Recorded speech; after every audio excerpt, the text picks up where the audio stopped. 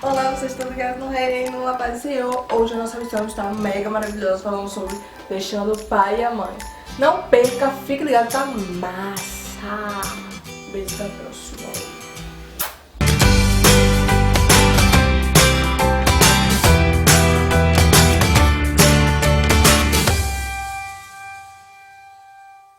Paz e Senhor, pra você que é ligado no Reino, bem-vindos a mais uma EBD Falando Sério. E eu sou o Denilson. Meu nome é Oséia Santiago. Nós estamos aqui hoje para tratar acerca da lição de número 5, que tem por tema principal deixando pai e mãe. E o seu versículo do dia está escrito lá em Jó, capítulo 39, versículo 4. Meu caro amigo Oséias, eu gostaria de fazer uma pergunta. Existe algum personagem bíblico, alguém da Bíblia que não teve pai e mãe para poder cumprir esse mandamento de Deus? Uma pessoa que nasceu com a barriga lisa?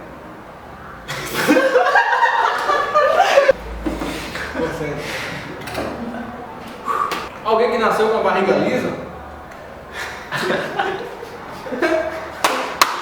Nasceu com a barriga lisa? O que significa isso? Pois é, alguém que nasceu com a barriga lisa. Quando se nasce com a barriga lisa, o que nosso professor Denilson quis dizer é que nasce sem umbigo.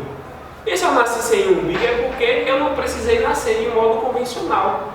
Então, se eu não nasci de modo convencional, porque eu fui criado. Então, olha a dica que eu já estou dando.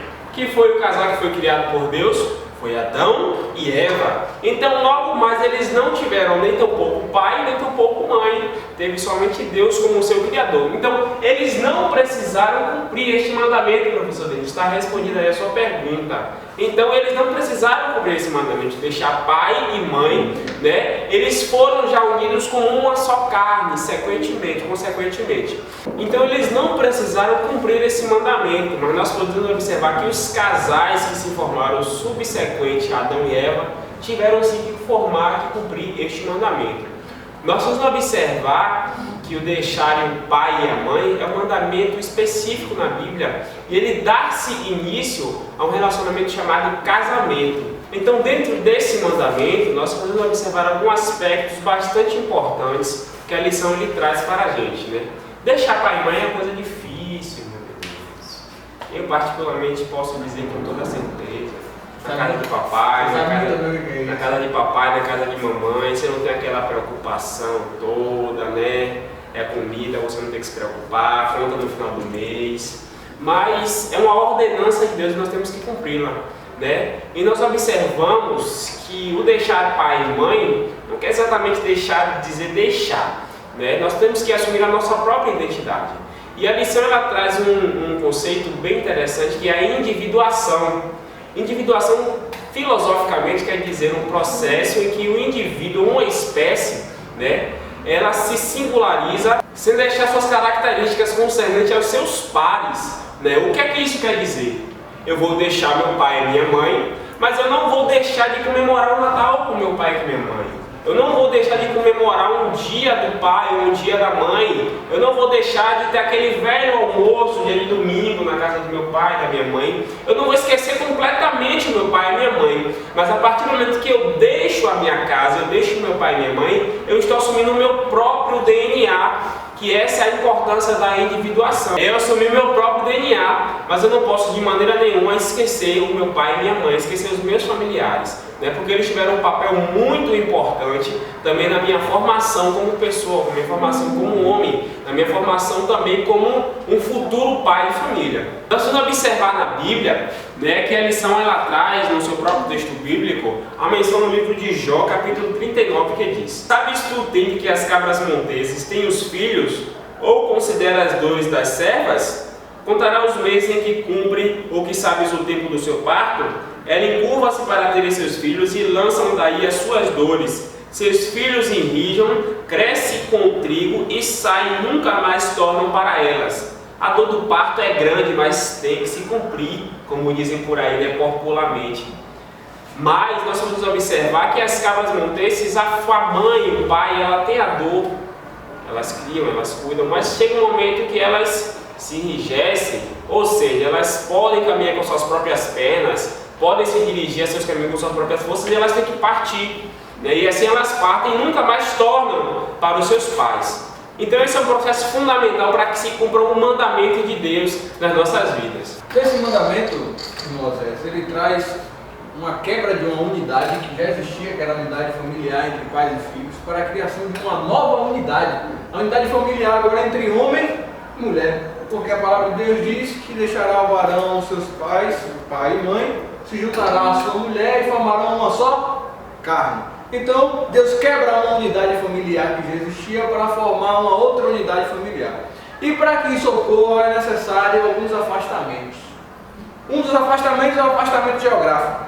E o que significa? Significa que essa nova unidade que se formou necessita de um espaço para não ser sufocado. Então esse afastamento geográfico é de fundamental importância para o novo casal, porque agora eles vão ter a adquirir a sua privacidade pessoal. O outro afastamento é o afastamento psicológico. Nós sabemos que há muitas mães e pais que mimam muito seus filhos, privam eles de passar por algumas experiências. E quando se passa por algumas experiências, encobrem, não ensina o filho a admitir o erro, não ensina o filho a se sair de algumas situações. Então o afastamento psicológico é um amadurecimento tanto para o homem quanto para a mulher para assumir a sua responsabilidade como casal. Segundo a Constituição brasileira, não há diferença entre a liderança entre homem e mulher, segundo a lei. Mas a Bíblia ela revela que a liderança dentro de uma casa é do homem, para que o homem tome a atitude de líder em sua casa. Outro afastamento importante também, irmãos, é o afastamento financeiro. E esse dói. Esse dói, é complicado. É importante também frisar que esse afastamento financeiro tem dois extremos. Dois grandes extremos. O primeiro extremo é daqueles dos pais que até têm uma certa condição, mas ainda fazem gastos indevidos para que os filhos possam custear esses gastos. Os filhos casados. E o outro é aqueles filhos que se casam e mesmo assim ainda ficam na dependência financeira dos seus pais. Esses dois extremos trazem consequências terríveis e desastrosas. Então é importante e muito importante que quando assumirmos esse compromisso de um casamento, dessa nova unidade constituída, temos uma independência financeira dos nossos pais. Então, mais assim, a lição ela traz isso como um conflito. Como eu posso honrar o meu pai e minha mãe e ao mesmo tempo deixá-los? Parece ter uma incoerência aí na isso bíblica, mas nós paramos para analisar, não há nenhuma incoerência. Por quê?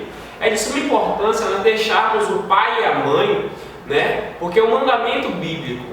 Mas o primeiro mandamento também com promessa é honrar o pai e mãe para que se prolongue nossos dias na terra. Fica aquela questão. O que a lição quer trazer é o seguinte: a partir do momento que eu deixo a casa do meu pai e da minha mãe, né, eu não posso esquecer deles. É necessário ter esse afastamento financeiro, esse afastamento geográfico, esse afastamento psicológico para que eu possa adquirir minhas próprias experiências. Mas em nenhum momento eu tenho que esquecer do meu pai, em nenhum momento eu tenho que esquecer da minha mãe. Ao mesmo tempo que eu deixo eles, eu tenho que honrá-los.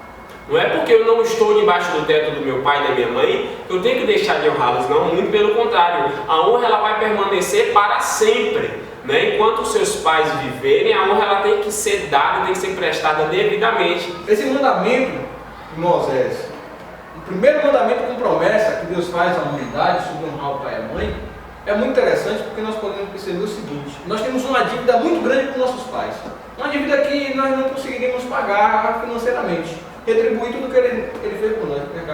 Quanta lata de leite você já não tomou? Quanto foi que seu pai já investiu em educação em você? Então é um investimento que é impagável, impagável.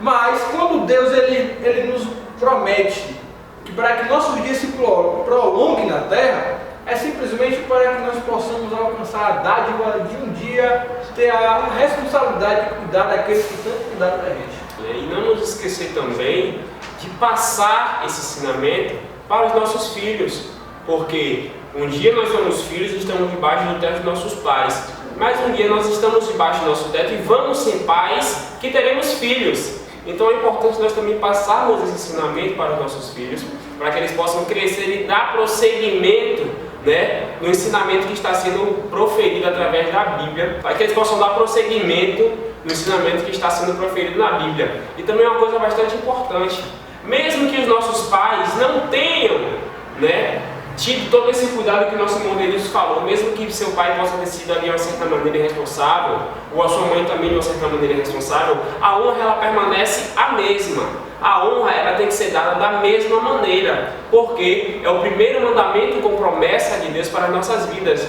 Nós vamos observar que hoje a taxa de mortalidade no Brasil, a maioria deles é de jovens. Por quê?